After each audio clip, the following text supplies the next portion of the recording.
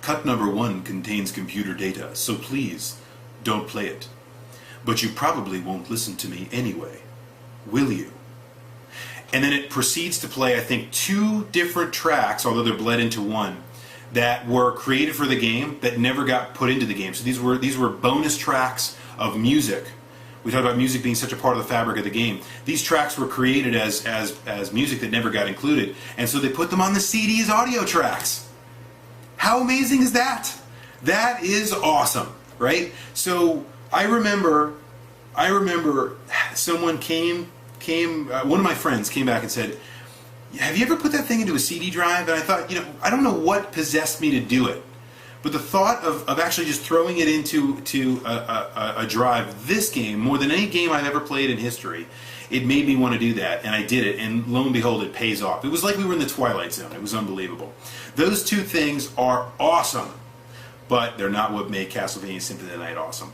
I will go back and say what makes Castlevania Symphony of the Night awesome is really all the things that you guys have said. It is the music. It is the personality. It is all the things I just talked about that are bonus features. That is the perfection of form. And I will say this. The idea of being able to replay as Richter is great. The idea of being able to make some fundamental choices about how you played the game that would change the outcome is great. This game doesn't beat you over the head with any particular,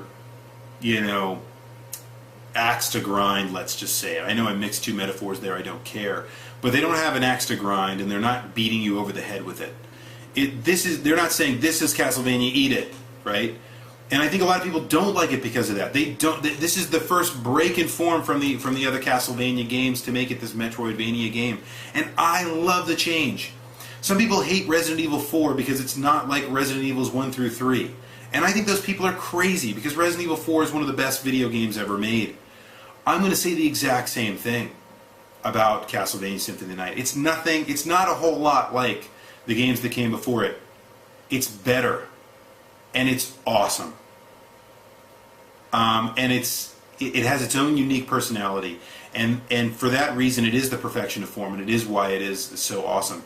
But you guys really covered it. All of those things are fantastic. I love what Sonic Rose talked about in terms of the replayability and variety involved. I did that many times, where I would just basically go get a crappy weapon and go and kind of just start from the beginning and try to run through the castle and get as far as I could at higher levels with really crappy weapons just to see what would happen.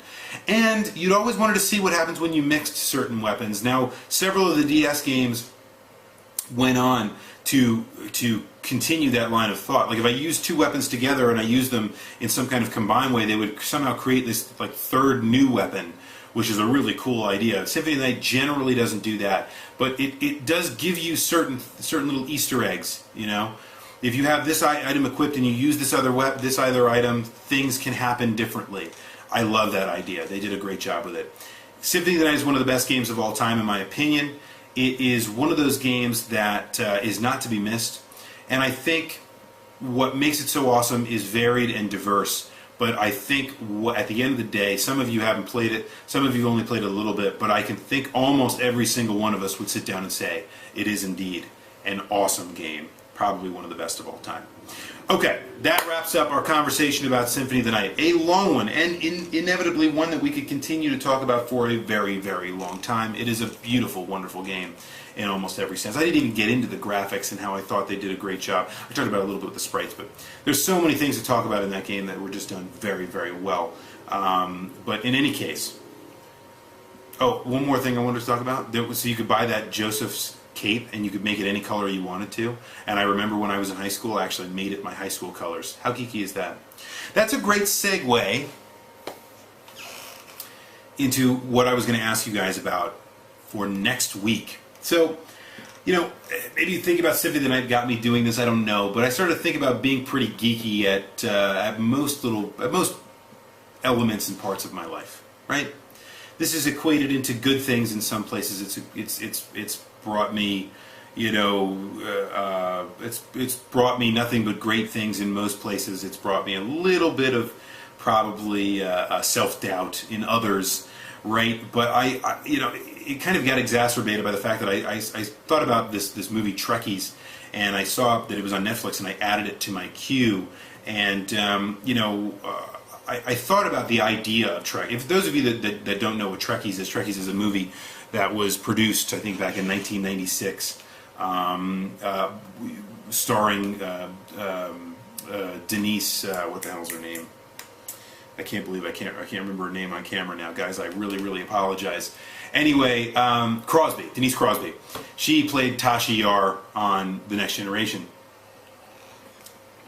And she basically goes through and speaks to people that go to conventions about Star Trek to find out what it's like to be a Trekkie. And the movie ends up kind of being something it wasn't supposed to be. It ends up kind of making fun of people rather than, actually trying to show why Star Trek should be celebrated.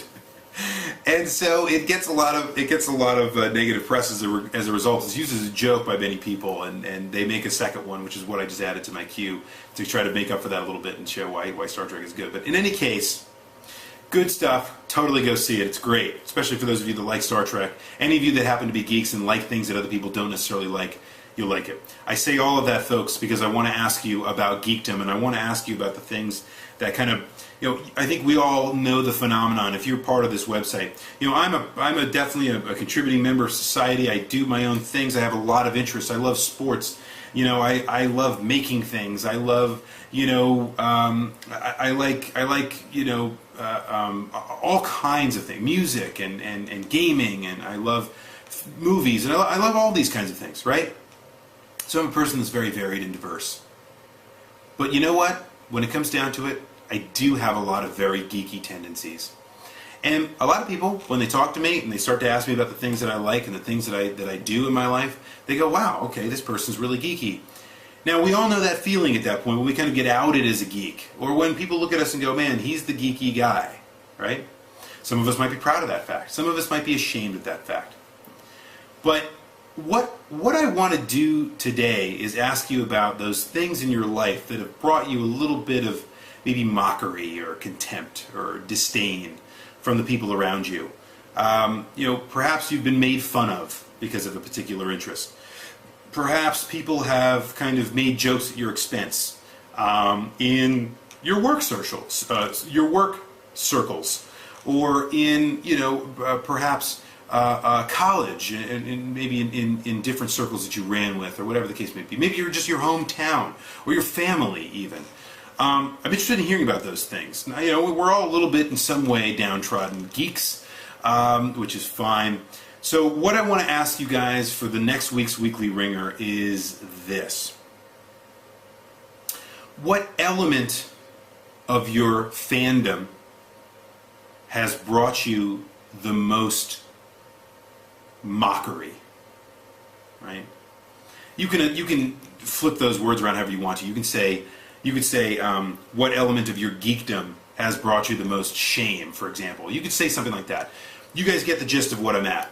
What is it? Is it a particular thing that you like that people get really uppity about?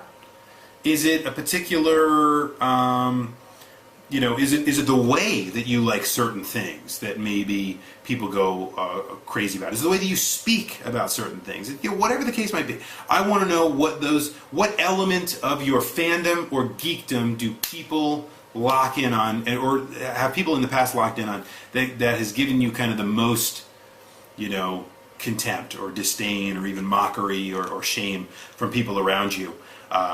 Even though I think that's probably a really terrible thing to do to somebody, is make them feel really guilty about being a geek. But in any case, we'll talk about this next week. I don't want to jump into it too much right now. I think the question is really good, and I think all of us, as folks associated with the Clan of the Grey Wolf, have I think a myriad of answers that we could probably get to this question. So I will leave you guys to it. Thank you very much for being a part of the Weekly Ringer. Thank you for watching as always. Thank you for commenting on the videos. I can't tell you how much I appreciate it. Thank you for being a part of the Clan of the Grey Wolf. I am the Commodore from the Clan of the Grey Wolf, and there is no reset button.